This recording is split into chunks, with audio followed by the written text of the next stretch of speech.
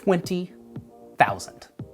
Actually, 20,100 because I'm a little behind the ball, but that's how many subscribers we have on the Location Rebel YouTube channel, and that's mind-blowing. First off, thank you. Thank you for tuning in to these stupid videos. Hopefully you've learned a thing or two and been at least moderately entertained throughout the process, but it's super weird. It feels like just yesterday I was in Vail, Colorado shooting our 10,000 subscriber video. 10,000 subscribers. Can you believe that? We hit 10,000 subscribers. I'm super stoked. I never thought it was gonna happen. I'm glad to see that it didn't take another 8 years. It took 8 years to get to the first 10,000. It took another year and some change to get to 20,000. So I'm hoping that if this, kind of continues up and we're doubling at this rate, if I can be at 40,000 subscribers by around this time next year, that feels like a win. I would take that all day long. But in this video, we're gonna take a little break from the typical business building stuff that we do here, and I'm gonna talk about starting a YouTube channel. In fact, I'm gonna give you 20 things I have learned in getting to 20,000 subscribers. So if you've got a YouTube channel, if you've been thinking about starting a YouTube channel, if you've wanted to be a YouTuber, if you wanna start YouTube as a business, if you're trying to figure out if you should do YouTube to help your current business, well, that's what this video is gonna help you to do, to figure out if it's the right thing for you. And it may or may not be. And if you're already doing it, you might, learn a thing or two that's gonna help you in the journey. So trying to do 20 things in a video like this, that kind of feels like a lot. So I'm gonna try and make this less rambly and more rapid fire than my usual video. And we gotta do the intro, so let's just do that, get into it, and I'll shut up. Sound good? All right, cool. Intro me.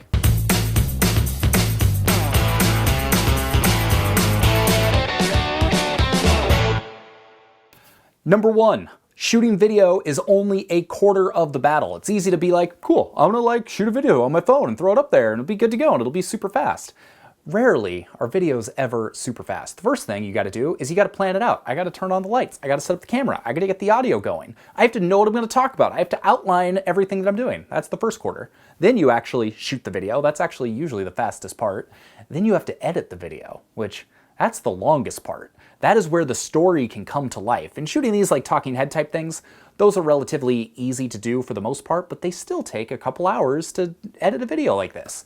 And then, this is the surprising one, the promotion. You don't just hit upload and go. There's a lot that goes into making sure everything's properly optimized, you got the right tags, and you got the right links, and you're promoting it in the right places, then you gotta write the email, then you have to have the blog post. It can take an extra couple hours for every single video you post if you're doing it the right way. So that's one thing I didn't realize getting into it. Shooting a video, that's just a quarter of the process. The whole thing, it takes some time, so be ready to commit some time. Number two, YouTube is where conversations are happening, not blogs. Back when I started my blog back in 2009, everybody was commenting on blogs. That was the thing. Instagram didn't exist. I don't even think Twitter existed then. That's where conversations happened, on blogs. Now, people, for the most part, they don't comment on blogs anymore. Blogs totally serve a purpose. Blogging is definitely not dead, but that's not where you're seeing the bulk of conversations. They're happening on places like YouTube. So to have a place where I can put content up and have a conversation happen as well, that's a big win as far as I'm concerned. 3, you don't need a ton of views to have a real business. That's a huge misconception. Oftentimes I look at these people that have hundreds of thousands of subscribers and they don't actually make much money. And then I look at people that have tiny channels and they make a ton of money. If you have a business outside of your channel and you use your channel to grow your business, it can be an extremely effective tool. So don't think that everything comes down to views and subscribers. It doesn't. You can use YouTube extremely effectively to build and grow a business as long as you have something outside of YouTube in order to help you do that. And I know what you're thinking. Here's number 4. Ad revenue on YouTube is not a business model. There are a small handful of people out there that can make a full-time living through ad revenue. But most of the people that are making a full-time living off YouTube, they're not doing it through the ad revenue. Yes, eventually you get to a point, if you're getting, thousands and thousands of views. I think I've seen statistics that oftentimes for a post with 1 million views, I don't have anything close to 1 million views, you get around $2,000.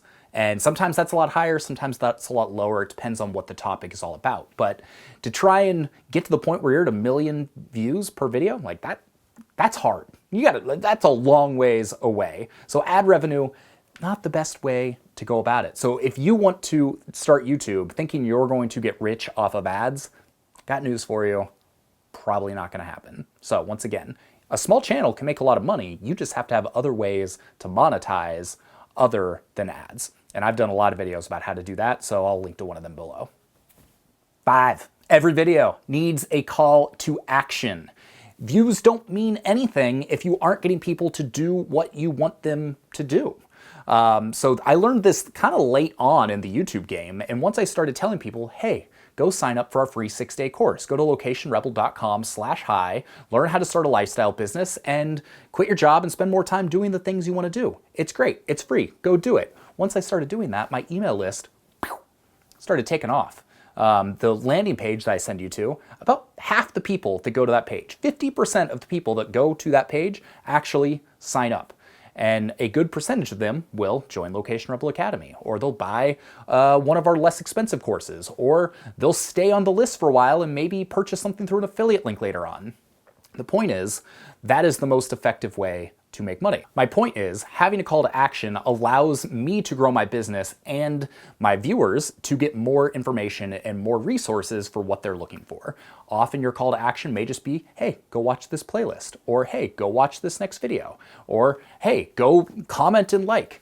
Whatever your goal is with a particular video, make sure that you do have a goal. Make sure there is a call to action. Because if you don't have that, then people are gonna be like, I don't know what to do next. I'm gonna go watch somebody else's video, or I'm gonna go do something that's not watch your YouTube channel. And you want people to stay and watch your YouTube channel, because the longer people stay and do that, YouTube is like, oh, hey, this must be a good channel. People are staying and they're watching more videos and the watch time's great.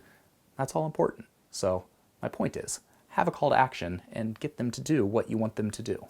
6, daily vloggers. I don't know how you do it, but it is easy to get burnt out doing YouTube. You've probably seen this. Last week, took a little bit of time off. I went to Pronghorn. I went and relaxed. I took a step back because I honestly just didn't know what to make videos about. I've made hundreds of videos. There's only so much you can talk about when it comes to building an online business. And especially when we're all quarantined like this still, you know, I haven't been able to get out and travel and do the creative side of the videos that I like to do. But just in general, if you continue to pump out videos, you will at some point get burnt out. So just be aware of that. And if it does happen, instead of, you know, some people will give you the advice to power through, just do it. But what's going to happen is the quality of your videos are going to suffer, and then you're going to start to resent it, and then you're going to stop altogether. So if you get burnt out, pump the brakes, take a step back, and, you know, just kind of regroup a little bit. Because then when you do come back, you're actually going to be excited about it. Right now, I'm actually excited to be shooting videos again. This is fun. And I just need like a 2-week break. So thank you for allowing me to have a 2-week break and for continuing to stick around and watch this video. Number 7, you shouldn't always make the videos that you want to make if you're trying to grow a YouTube channel. This may sound counterintuitive. A lot of the times the common advice is just do what you love. If you love it, then other people are going to love it too. But that's not necessarily going to work if you're trying to grow. The vast majority of the traffic to this YouTube channel comes from search. And so I need to create content that is search friendly, that people are actually searching for. So I've been kind of living by a rule of 4-to-1. 4 videos for you, 1 video for me. So 4 videos are going to be super how-to, instructive, search friendly, and then 1 video will be just kind of that one random one that I want to make. I don't always succeed at this, especially if I'm starting to run out of business ideas, but that's kind of a good goal. You need to learn how to be personal while you're doing this and entertaining, because it's not all about search traffic. Those videos still have to be enjoyable to watch, but if you don't think about search traffic at all, you're probably not going to build an audience that quickly. And it's tough because you look at people like Peter McKinnon or Casey Neistat or all of these people that have built massive channels just by kind of being themselves and doing cool stuff, and they're not trying to, you know, rank and search or anything.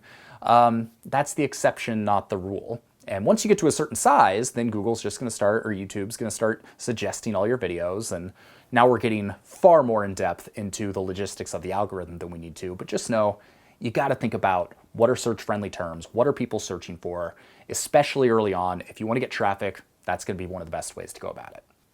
9, sound quality, more important than video quality. Hopefully, this sounds nice and crispy in your eardrums, and maybe not crispy, certainly not crackly. You want it to sound good, nice and smooth. You want it to sound high quality. It's one of the things that, generally speaking, I've always prided myself on in this channel is we tend to have pretty good sound. And I've had a lot of questions over the years. How do you get such good sound? What microphone do you use? Well, I use this Sennheiser lavalier mic that is not cheap. It's a wireless mic. I think it's like 600 bucks on Amazon. I bought it back when I did the desk video. You remember that video? As for the desk, well, that was just a metaphor anyway.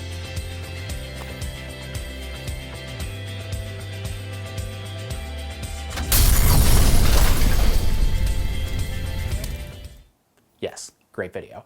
And then I started doing YouTube a couple years later and was like, oh, I wonder if this will work. And now I take it with me everywhere I go. It's what allows me to get cool shots when I'm standing far away from the camera. Even right now, it allows me to sound nice and clear rather than using an on-camera microphone. Good sound always trumps good video. If you're not in HD or something slightly out of focus, people will still watch you. But if it's all crackly and staticky and they can't hear you, they're gonna tune away no matter how good your content is. 9. YouTube is the ultimate way to build trust. I've been blogging for years. I've got hundreds of blog posts, and that's great. I've built trust with my audience. But what do they say? A picture's worth 1,000 words? Well, if that's the case, then a video is worth 1,000 pictures. Because watching these videos, you can get a sense of who I am. You can see if I'm authentic or not. You can get an idea if my style is going to work for you. And if you want to learn from somebody like me who has stupid dad jokes and is kind of sarcastic and tends to ramble. It's a great way to build rapport with the people that are watching. And I've been talking about this a lot lately. Before people buy from you, they have to buy into you. That was something that says Chuck D, the rap pioneer, said that. Before people buy from you, they have to buy into you. And I think YouTube is the best way to get people to buy into you and see that you're a real person, you're trustworthy, and someone that people want to learn from or work with. Okay, how are we doing so far? I feel like I'm trying to go quick, but I feel like some of them got kind of long. And now I'm just making the video longer by doing this interlude thing. Take a break. Okay, let's get back to it. Number 10, there is no right way to build a channel. There's no wrong way to build a channel. Everyone's going to build their channel differently. You can listen to all of the experts in the world. There's lots of best practices you can do, but what works for me might not work for you, might not work for somebody else, and that thing that worked for that guy is probably not going to work for you. There are so many different ways to go about it. So don't think there's a right or wrong way. Be willing to experiment, be willing to try different things, figure out what works for you and your audience, and then continue to do more of that. Number 11, just going to come right out and say it. YouTube may not be a good fit for you. There is a low barrier to entry. It is very easy to put a video up on YouTube. But is it actually going to be the best thing to help you grow your business? Is it actually going to be the best vehicle to build your online brand?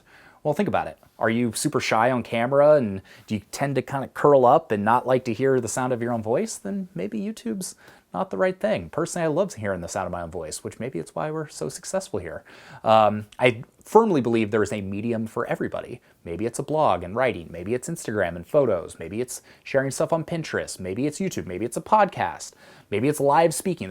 There is a vehicle and a medium for everybody, but video might not be it because also you have to be into the video creation process, shooting the video, editing the video. These are all things that you kind of need to be able to do, and some people just don't have an interest in it. So be honest with yourself if that is you. Which leads me to point number 12, that the only way to get better at it is to do it. So if you think you're interested, and even if you suck at first, because we all suck at first, I still suck at it, be willing to give it a shot. Create videos, edit them. You don't have to post them, but create them so that you can get a sense of if you like it, if it works. And the more you talk on camera, the more comfortable you're gonna get, the more you're gonna learn how to do it, the more you're gonna let your personality shine through, and people are gonna see, oh, this person's kind of unique. I kind of like this person. I wanna see more from them. At least, hopefully, that's what happens. So understand YouTube might not be for you, but if you think it might be for you, then just go for it, and remember that practice makes perfect. That's an 11. 13? Or is that 4? Number 13, it only takes one video to build momentum. Oftentimes, you could be slogging through everything and creating videos and wondering why no one's watching. Well, then maybe a video that you created 9 months ago, all of a sudden, pops up in the algorithm and you start getting traffic from it. For instance, I've got a post all about how to build a freelance writing business, and there's a good chance if you're subscribed, that's the video that brought you in. Over 20% of all of our subscribers were from that one video. And that video didn't start taking off until like 3 or 4 months after I published it. So this video that I was like, oh, it did okay, but it didn't do great, and then kind of dropped off months later, right back up. And it's continued to grow ever since. You know, normally it was getting in the kind of 500, 600 views every 48 hours. And now, like, I just checked today, it was up to like 700, 800. So it's the gift that keeps on giving. And so if you have a video that you think's good and doesn't take off, don't worry, because it might take off later on. And then if it does, if you find something that works, create more content around that thing. Why do you think I have so many videos around freelance writing? Because that's what I've been teaching for years, and that's what I've got a course about. So it wasn't just because that one video took off, but if you have a video that takes off, create more content around that. Focus on what works. If one video takes off, create more content around that topic and see what it does. Number 14, you can leverage one video in a lot of different places. For instance, I might outline this, and then I'll send it to Liz and be like, hey, turn this into a blog post. Then we'll shoot a video about it. Then we'll throw it up on Instagram TV. Maybe I'll turn it into a podcast. Maybe I'll turn it into tweets or an infographic. Just because you have one idea and you shoot one video around it, that doesn't mean that that's where it ends. In fact, take that idea, run with it, put it out into the world in as many different places as you can, because people like to digest information in different ways. Some people like to read it, some people like to listen to it, some people like to visualize it, some people like to watch it. So take your YouTube content, publish it in different places and in different formats to reach a larger audience. 15, something I wasn't expecting was the virtual journal aspect of it has been much more profound than expected. So I've been doing this, I guess I started my channel in like 2009. I can go back to all the travels and all the videos I've created over the last 10 plus years and watch them. It's like kind of a virtual journal for me that's been really exciting. I can go back and watch the time that I got salt in my eyes at the Dead Sea. I've got an issue. What happened? I've got water dripping down my eye, but I can't open my eye and I can't wash it off. What do I do? Or the time that I was driving on the other side of the road in Scotland. Not gonna lie, this is slightly terrifying for me. You're gonna turn. I'm gonna go not the way I would normally go. Or the time that I put up this online interview to try and get an internship that led to me moving to Thailand. In all of the different places that I have been since then. And I, on a fairly regular basis, go back and watch a lot of these videos and I'm like, man, I did that. That's cool.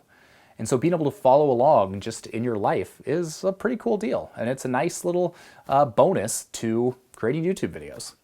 All right, number 16, inevitably, if you start a YouTube channel, you are going to get addicted to checking your stats. It just happens and there's no getting around it. You're gonna be like, how many people watch this video? How long do they watch this video? Do they buy anything? Did they click away after this? I mean, you're gonna have all the stats and you're gonna check them and hit refresh like 10 times a day. Every time you post, you're just gonna keep doing this. It gets a little old after a while, and you tend to get kind of bipolar because of it. It's like, you have a good video, sweet, everything's great, you got a good day. Have a bad video, you're kind of grumpy, kind of in a bad mood. And it can affect your mood like that. And that goes for literally doing anything in online business. Anything where you're sharing content. We're just looking for that hit of dopamine. We're looking for that good stuff from positive responses. You got to learn to separate yourself from that. Check your stats once a day, whenever, and then put it away. Because if you become addicted to the stats, generally speaking, you're going to drive yourself crazy, and it's not a healthy thing. So it's going to happen. Recognize that when it happens, and then do something about it so that you're not constantly checking it. Number 17, need ideas? Go check out your competitors. So what I might do is type in freelance writing, because I got a lot of freelance writing videos. Look at 2 or 3 of the people that are coming up on a regular basis for that term. Go to their channel, sort by most popular, and then look at what their most popular videos are and do videos on the topics I haven't covered. Because chances are their audience is going to be interested in the same types of things that I'm talking about. So often if you're like, man, what freelance writing video am I going to create today? Go look at what other people have created that have gotten traffic and do something on that. Because chances are, if those videos have a ton of traffic and a ton of views, then there's the opportunity for your video to get a ton of traffic and a ton of views. Number 18, I've talked about this in my how to vlog video from a while back that I actually was pretty proud of. If you haven't checked that out, I'll link that below. But it's watch others for motivation, then stop. Often, if I'm not feeling creative, if I'm running out of ideas, if I'm not sure what to do, I will watch some of the YouTubers that inspired me. And I did a whole video about 5, YouTubers in different niches that inspire me. I'll link that below as well. So you watch them, you get ideas, you get excited about making videos again, but then you stop. Because if you keep watching their videos too much, you're gonna start to just copy them. Ideas that you think are unique are actually stuff you saw from them, and then you'll start comparing yourself to them, and if they're really good at what they do, then that can maybe be unhealthy. I watch Peter McKinnon videos, I'm like, sweet, I'm gonna go make this sweet-ass cinematic video, and then come to find out that I'm not as talented as him, and mine look like crap. And then you beat yourself up about it. So watch the videos for motivation, then stop, go do your own thing. That's a great way to kind of get out of a slump and get motivated into creating good content. 19, this might be one of the most important things that I have gained from doing this, and that is it teaches you how to become a better storyteller.